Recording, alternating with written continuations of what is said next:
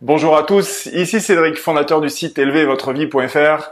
Je suis enthousiaste à l'idée de partager avec vous le contenu de cette vidéo aujourd'hui. Le jour où je tourne cette vidéo, on est fin novembre 2015. Les attentats de Paris ont eu lieu il y a seulement quelques jours. Et cette question me trotte dans la tête depuis plusieurs jours maintenant. Comment est-ce qu'on peut faire pour aider ceux qui sont dans la peine, qui souffrent, qui ont perdu des proches, qui ont vécu un traumatisme important, que ce soit à l'occasion de ces attentats, mais également je pense à tous les autres êtres humains qui sont dans la même situation ailleurs dans le monde, parce qu'il y a, vous le savez peut-être ou pas, mais en tout cas, il y a des attentats, des accidents, des catastrophes climatiques, il y a des morts tous les jours finalement dans le monde, et il y a ceux qui restent et qui sont dans la peine. Et un être humain tel que vous qui vous intéressez à cette vidéo se demande comment est-ce que on peut contribuer à améliorer les choses. Et voilà comment la physique quantique vient expliquer le pouvoir de l'intention. Accrochez-vous, on va parler de physique quantique, ça va être relativement simplifié, mais l'idée c'est que vous compreniez qu'aujourd'hui la science est en mesure de prouver ce que nos instruits, il y a 2000, 3000, 5000 ans, nous avaient déjà expliqué. Sans avoir pu le prouver aujourd'hui, les preuves sont faites, on y va. Vous devez savoir que dans les années 40, Monsieur Planck, Max Planck, a prouvé que la matière est pour ainsi dire quelque chose qui n'existe pas. La matière est pour ainsi dire complètement vide ou pratiquement complètement vide. Pour vous prendre un exemple, n'importe quel élément de matière est constitué de molécules, ces molécules sont constituées d'atomes. Un atome, vous l'avez vu au collège, vous vous en souvenez, c'est un noyau et un électron, ou plusieurs, qui tournent autour. Un noyau, si ce noyau c'est un ballon de basket, l'électron qui tourne autour est à 2500 mètres de là. 2500 mètres de distance du noyau, à l'échelle. Si le noyau c'est une pièce de 10 centimes, vous la posez au milieu d'un terrain de foot, le noyau circule au niveau des cages, en tournant comme ça. Donc vous vous rendez compte que la matière, ce qu'on appelle la matière, est essentiellement constituée de vide, de non-matière physique telle que nos sens peuvent le percevoir. Les choses continuent de progresser, je ne vous refais pas toute l'histoire de la physique quantique. Dans les années 80, en 81 exactement, Alain Aspect, le chercheur français de Paris, prouve ce que tout le monde ressentait ou pressentait à cette époque-là, c'est que tout est relié. Là encore, cette espèce de truc spirituel qui dit on est tous reliés, l'unité, machin, ce chercheur français a prouvé que c'était vrai. L'idée, c'est que deux éléments de lumière, deux particules de lumière qui sont émises de la même source et qui sont séparées, donc projetées dans des directions différentes, que ce soit à 1 mètre ou à 10 000 mètres, quand on en modifie une, ça modifie l'autre aussi, instantanément. C'est même pas le temps de déplacement, il n'y a rien qui transite de l'un à l'autre. La physique quantique prouve que quand on agit sur quelque chose, on agit sur l'autre aussi, et qu'il y a une espèce de liaison non physique, non évidente. Mais même si Alain Aspect le disait lui-même, même si ça paraît bizarre ou complètement impossible, ce sont des faits avérés et mesurés, il faut se rendre à l'évidence que c'est ainsi.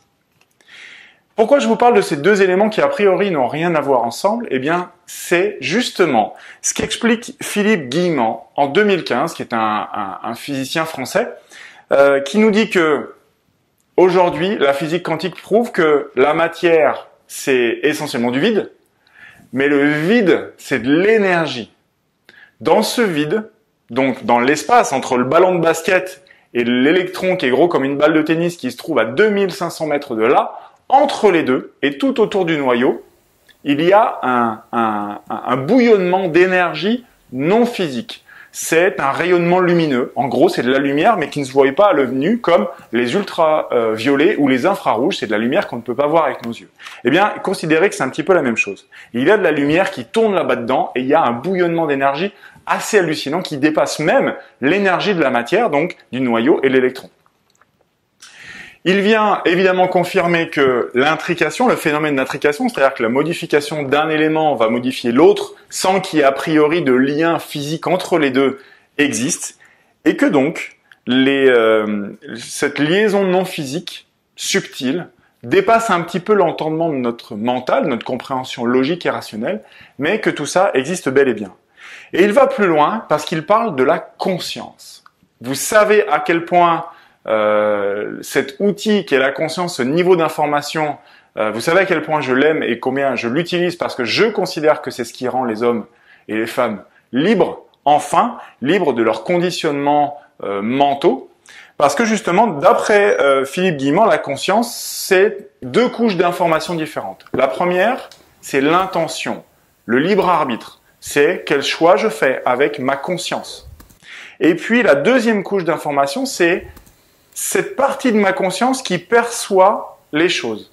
La première couche, l'intention, va créer une certaine réalité parce que le bouillonnement quantique d'informations, il y en a une partie là-dedans, et donc ce qui est à l'extérieur aussi est relié, et donc mon intention par effet quantique va modifier les circonstances, les rencontres, les heureux hasards et la matière.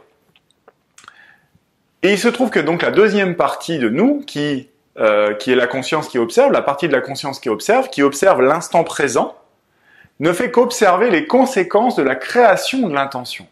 Et ça, donc, ce sont les deux couches d'informations qui constituent la conscience pour Philippe Guillemont. Ce qui est extrêmement intéressant, c'est qu'il dit donc il y a cette conscience, ok, avec ces deux couches d'informations, et puis il y a par ailleurs le mental qui est conditionné, donc il vient confirmer évidemment tout ce en quoi je crois, ce que j'essaye de vous transmettre depuis quelque temps, et je suis pas le seul à le croire d'ailleurs, hein, on est sur les travaux d'Eckhart Tolle notamment.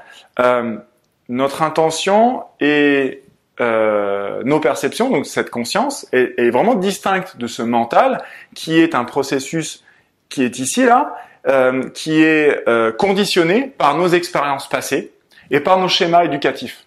Et donc ça a fait qui nous semblons être aujourd'hui et comment est-ce qu'on réfléchit. Ce qui est très intéressant, et je vais prendre la source de mes informations, je vais faire de la pub pour ce magazine-là, qui est fantastique, que j'ai acheté cette semaine, et donc l'article avec Philippe Guillemont, qui est ce monsieur-là.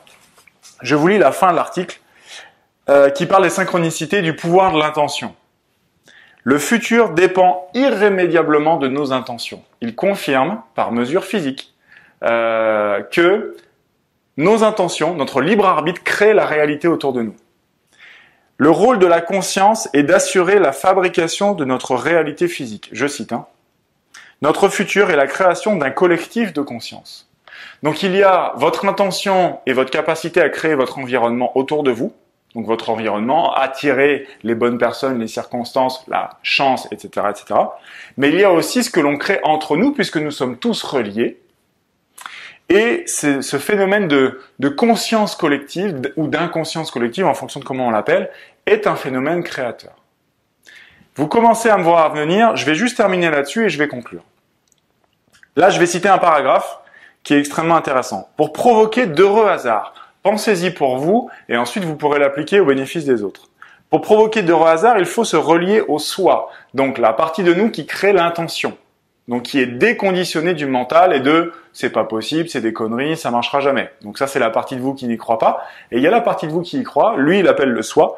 Donc se connecter au soi, cultiver le détachement, donc par rapport au résultat. Je ne suis pas attaché au résultat, je suis détaché au résultat. C'est-à-dire je choisis de croire et je sais que ça va fonctionner et je ne cherche pas d'avoir la preuve pour croire. Je crois d'abord et c'est ça qui va créer la preuve.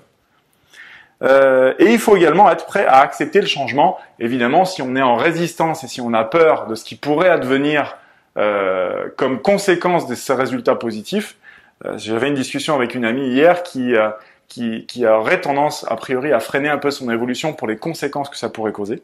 Donc ça existe. Il faut également sortir de ses habitudes, se mettre en position de réceptivité. Le lâcher-prise permet à l'intuition de fonctionner. Le lâcher-prise, en gros, c'est déconnecter la discussion mentale qui dit « Ouais, mais machin, et tu comprends, et c'est pas possible, et ça marchera pas, et t'y arriveras pas, et si jamais tu fais ça, il va t'arriver ça, et de toute façon, la vie, elle est dure. » Waouh. On se calme, on met le mental de côté. Enfin, dit-il, il faut développer la confiance parce que c'est ce qui permet à la foi d'entrer dans sa vie. Alors la foi, on est dans cette espèce d'état d'esprit que les choses vont fonctionner. Je suis pas en train de parler d'un acte religieux, d'accord? La foi, c'est pas uniquement du domaine des religions, c'est un acte personnel, non connecté aux évidences du mental. Et on est quand même dans la physique quantique, donc on est un petit peu à côté de ça. La foi est un état d'esprit qui ouvre la connexion. Donc pour lui, confiance, lâcher prise et détachement sont les 3 processus mentaux qui doivent être travaillés. Travaillés. Donc installer des habitudes qui modèlent et qui connectent tous ces processus mentaux en nous, à notre cerveau, de créer ces phénomènes d'intrication et d'intention.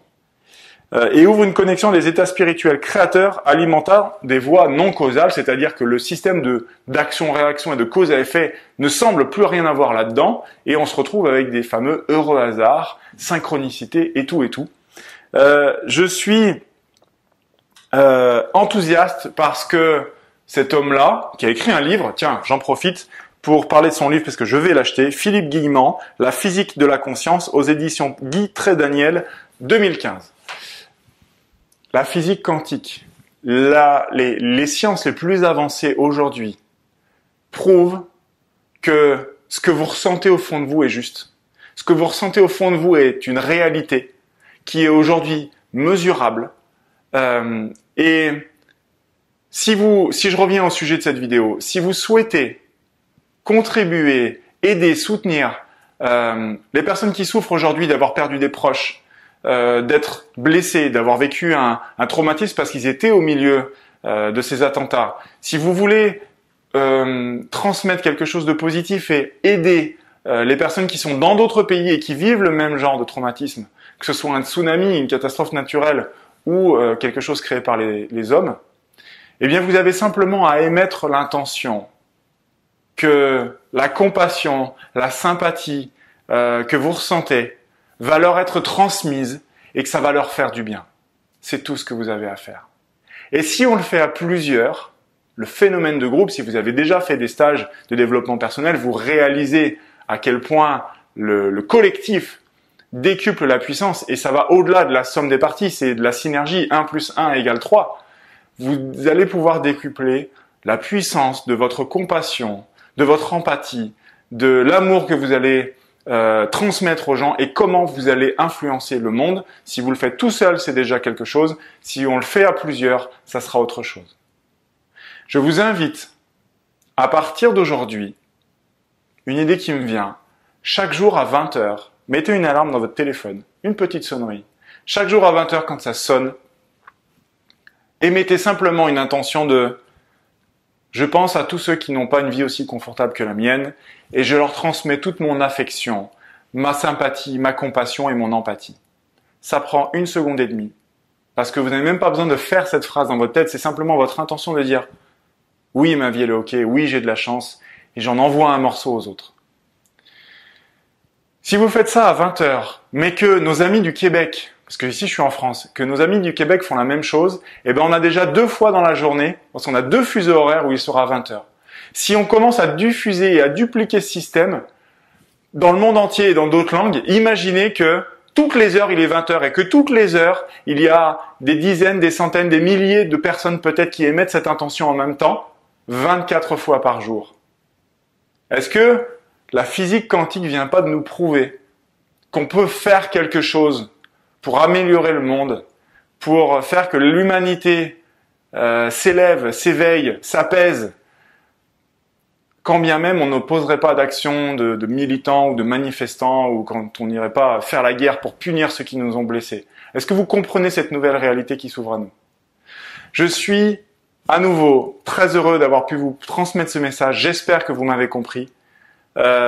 Si vous souhaitez qu'on organise dans un premier temps peut-être des conférences internet en direct donc pour se synchroniser entre nous, pour commencer à prendre cette habitude-là, de transmettre cette intention.